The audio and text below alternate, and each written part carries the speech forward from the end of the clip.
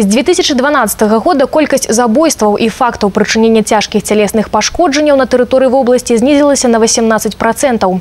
Аднак па выніках 2017 года абстаноўка пагоршылася.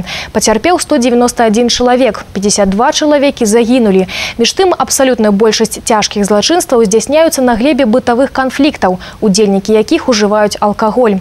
Як высветліў прокурорскі аналіз, 73% злачынстваў не працуюць, жывуць за кошт блізкіх, а самае галоўнае – не стоять ни на яких уликах. Второй момент, который мы обратили внимание, это что заявления, сообщения граждан о каких-то шумах в квартирах, громкой музыке, скандалах в семье, они остаются в большинстве своем без реагирования, потому что они обращаются в милицию, милиция отправляет заявление в ЖКХ.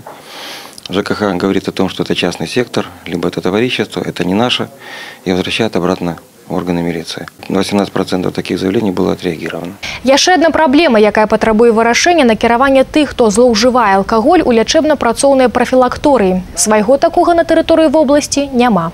Суды принимают решение направления, а основная категория людей, порядка 30%, своевременно не направляются. Они продолжают пьянствовать, совершают преступления. Удзельнікі каардынацыйнай нарады вызначылі меры ўдасканалення міжведамаснага ўзаемадзеяння па прафілактыцы правапарушэнняў у сферы сямейна-бытавых адносін.